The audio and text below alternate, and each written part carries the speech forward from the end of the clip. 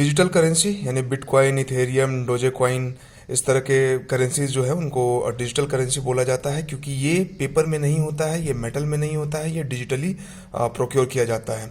Currency क्या होता है? करेंसी को असेट से बैक किया जाता है। जैसे अगर हमारे पास 2,000 रुपये का नोट है, तो आप मान के चलिए कि 2,000 रुपये के नोट के बराबर का, मतलब 2,000 रुपये के वैल्यू का एक तरह से उतना गोल्ड असेट, उतना सिल्वर असेट या कोई भी असेट जो है आरबीआई के पास होता है, और उसके अगेंस्ट आरबीआई जो है उतना मनी प्रिंट करता है और मार्केट में सर्कुलेट करता है। लेकिन डिजिटल करेंसी के साथ ये चीज़ नहीं है, ठीक है। ये वर्चुअल करेंसी है, कोई भी रियल असेट्स के साथ इसका बैकिंग नहीं है, तो ये एक इसके साथ थोड़ा खतरा बना रहता है। दूसरा क्या है कि ये ब्लॉकचेन टेक्नोलॉजी पे काम करता है। ब्लॉकचेन पे मैं कभी एक अलग से वीडियो बनाऊंगा, बस अभी के लिए याद रखिए कि ये ब्लॉकचेन टेक्नोलॉजी पे काम करता है, ठीक है। तो अभी क्या हुआ है, रिसेंट में न्यूज आया है, चाइना ने अभी बिट करेंसी पे ट्रेडिंग करने में रेस्ट्रिक्शंस और बैन लगा दिया है। इलोन मस्क ने भी स्टेटमेंट दिया था। तो बिटकॉइन, इथेरियम, इनका प्राइस जो है वो कम हो गया है, मतलब इनका जो ट्रेडिंग हो रहा था, इनका प्राइस जो बहुत एक्सेप्शनली हाई था वो कम हो गया है। तो इसको बोला जाता है मार्केट वाइड करेक्शन। अब ये टर्म डायरेक्टली पूछा जा सकता है कि with related to market, what do you understand by correction, what do you mean by correction, term correction, and what do you mean by bull market cycle.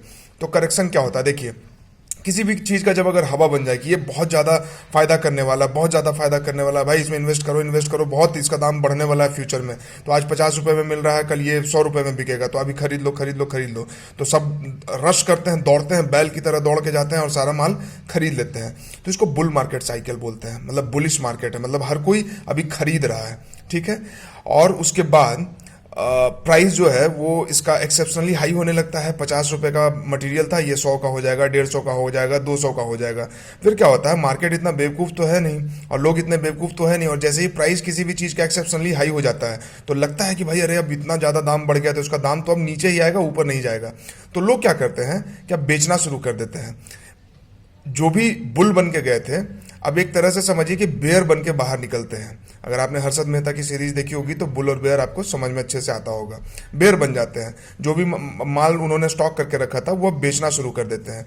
तो इससे क्या होता है कि एक तरह से समझिए कि आप रियल प्राइस जो उसका होना चाहिए उसको डिस्कवर करने की कोशिश की जाती है। इसी को बोलते हैं करेक्शन, कि जो एक्सेप्शनली हाई प्राइस था उसको करेक्ट करो, मार्केट ऑटोमेटिकली अपने आप को करेक्ट करने लगता है। तो इसको करेक्शन ऑफ प्राइस बोलते हैं, या मतलब करेक्शन बोलते हैं, मार्केट सेल्फ करेक्शन, या जो भी इस तरह से आप उसको टर्म आपको दिया जाए तो आप समझ लीजिए कि इसको प्राइस को सही लेवल पे लेके आने को करेक्शन बोला जाता है। Bull market, bearish market and crypto currency, blockchain technology, ये 3-4 कुछ टर्म थे।